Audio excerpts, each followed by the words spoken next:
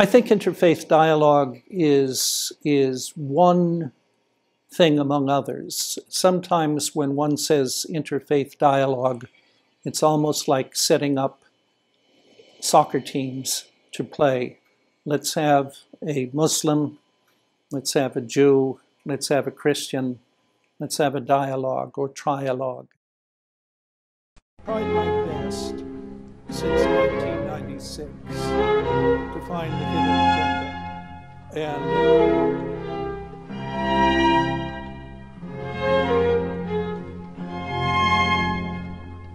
I think it's absolutely important, education, for all sorts of reasons. It crosses social classes.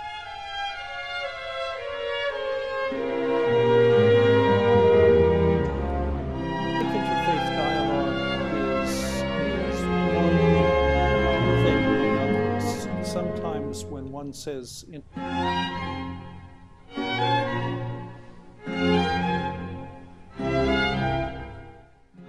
I'm Dale Eichelman. I'm a professor, the Lazarus Professor of Anthropology and Human Relations at Dartmouth College. I've worked on the Middle East since 1966, North Africa, the Arabian Peninsula, lots of places in between, Iran, Central Asia. I speak Arabic. I regret that I don't speak Turkish, but I've been visiting Turkey regularly since 1988 and reading about it since I was in university, well, long before you were born. The Hizmet movement I've come to know gradually. I first met people associated with the movement in Washington in 1996. It was the editor of Zaman at the time, whom I met. And since then, I've kept in touch with various people. The term Hizmet itself, at least in my world, just began to be used quite a lot in public, possibly in 2004. But before then, the schools had begun, public service things had begun, and one learned about them little by little. I first met Hoca Efendi in 1998 when, as I recall, he was still living in Istanbul, very modestly in a secondary school at the time. And since then, I've met him several additional times when he was living in New Jersey and then when he moved to Pennsylvania. My initial interest was how he reached wide audiences. In Turkey, top of the secondary school had a television studio.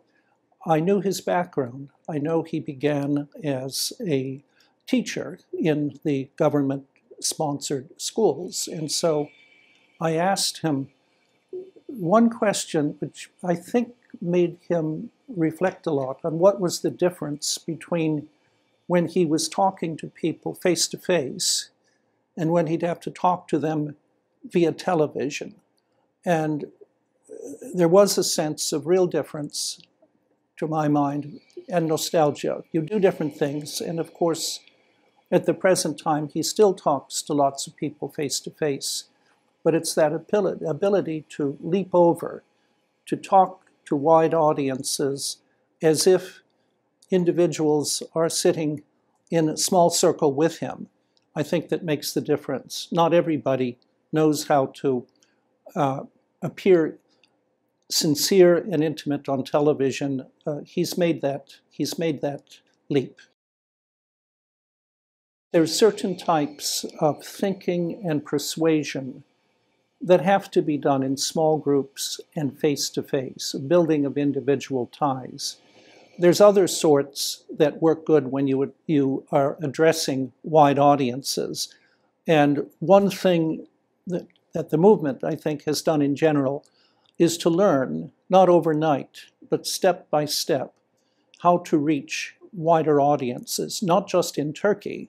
And of course, Turkey has many different communities with many different backgrounds, but outside of Turkey as well, including people who don't know very much about Turkey or, for that matter, about Islam. Two, I think. I'm hesitating because it is so hard to just reduce things to, short answers.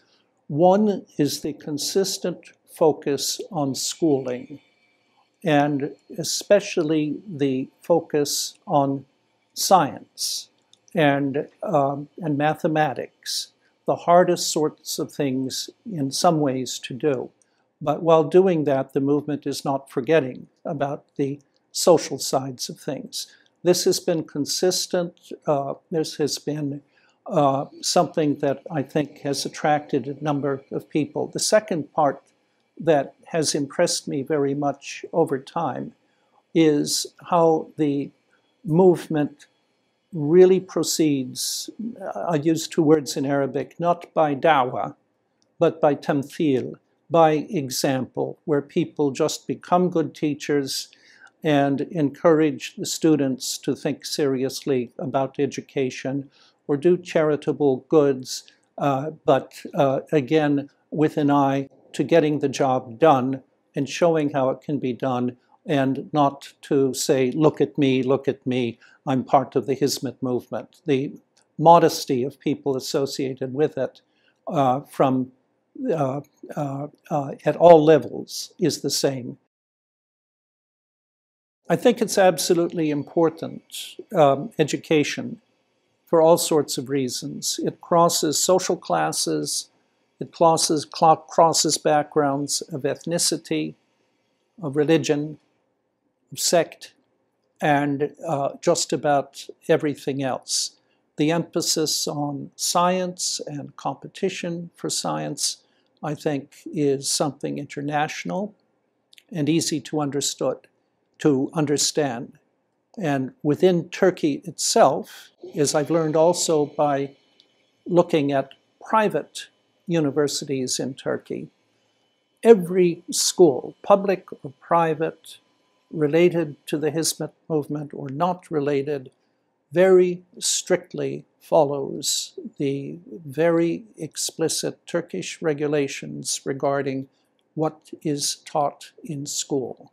And so the curriculum is the same, except perhaps delivered in better surroundings for students. The same in the United States. Any Hizmet school, I've only visited them in New Jersey, but have to be regularly inspected by state authorities, and the teachers have to meet certain standards. I think interfaith dialogue is one thing among others. Sometimes when one says interfaith dialogue, it's almost like setting up soccer teams to play. Let's have a Muslim, let's have a Jew, let's have a Christian, let's have a dialogue or trialogue. I think that there are many different points of view within each faith as well. But in some cases, I think it's very healthy, even if no one can represent their faith worldwide easily, to have opportunities for people to talk about what they have in common and what they have that divides. Here I sound very optimistic, but when people on their feast days are inviting others in to, let's say, to break the feast of Ramadan together with people from other religious movements, this is a highly visual and symbolic event.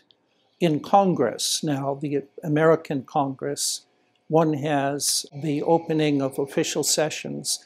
One has a Catholic priest, a Protestant minister, a rabbi, and an imam. The imams were the last to be added, but there's at least a symbolic notion that the American Congress stands above any particular religious group. And this is just a part of the fabric, I think, of getting along. large police forces, such as in New York City, have people who represent and understand all sorts of different religious movements, from the Haredim, the ultra-Orthodox Jews, to the various Islamic communities from Southeast Asia, South Asia, the Middle East and Africa, and the United States. In my view, the Hizmet movement is a little bit of everything except direct participation in politics. I know that many in Turkey would not agree with me, and in Turkey, like in Eastern Europe, the Arab world, and Iran, I keep hearing in different languages the phrase hidden agenda. Unfortunately, when people are suspicious and see complex movements they don't understand, or see something successful where they can't understand why, an easy rationale is to say, oh, there's a hidden agenda. I think a more satisfactory answer is to say that in the modern world, individuals take charge of themselves. They organize into groups that work, and they're willing and able to be flexible and to change that organization as circumstances come along. You don't need a central committee or direction from above. What you need is a commitment to, in Arabic I can say it, the common good, al-maslahat al-amma, which is not a political term.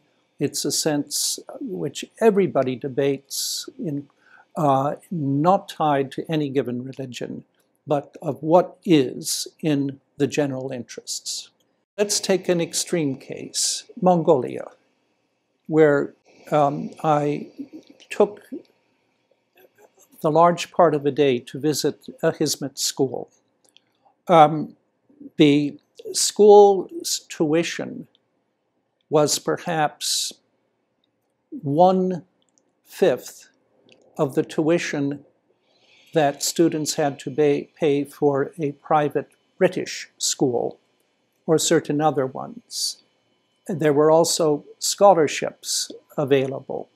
This meant that the schools were much more accessible to different Mongolians than the British schools, which required tuition from everyone. The teachers, the curriculum was, except for required Mongolian, almost entirely in English. Most of the teachers were Turkish. That, of course, was the secret of the schools being accessible, because a lot of people in the Hizmet movement were teaching in the schools as part of their notion of giving something back to a community. In other words, their salaries, I did not ask their salaries, but I do not think that they were salaries of luxury. They were more subsistence than anything else. The schools seemed to be very well run, and the students seemed happy to be there. I have tried my best since 1996 to find the hidden agenda. And so far, that's the whole point of a hidden agenda. You can never find it, and so it always stays hidden. To be more serious about it, there's perhaps the possibility that there is no hidden agenda, that it attracts people who tend to be very optimistic and who are searching for ways of achieving the common good. It's very easy to make everything political in Turkey. And in the case of the Hizmet movement, it's got a wide range of things. The education part, I think, the one I know best, is very successful. And the ability not to get captured by the politics of the weak. I mean W-E-E-K, like the weak, but as I said that, I thought WEAK, is also something. The ability to keep one's eyes on the common good without being distracted has been a very important element. By proudly showing that charitable endeavors and helping those less fortunate is central to the Hizmet movement, they are teaching us a valuable lesson that we can take to heart as well. But they're also showing us that that is the faith of Islam. Persian philosopher Al-Ghazali speaks of the tree of knowledge, and he says the fruits of that tree are the actions. There is no knowledge without good actions. And I think that is very well exemplified in the Hizmet movement.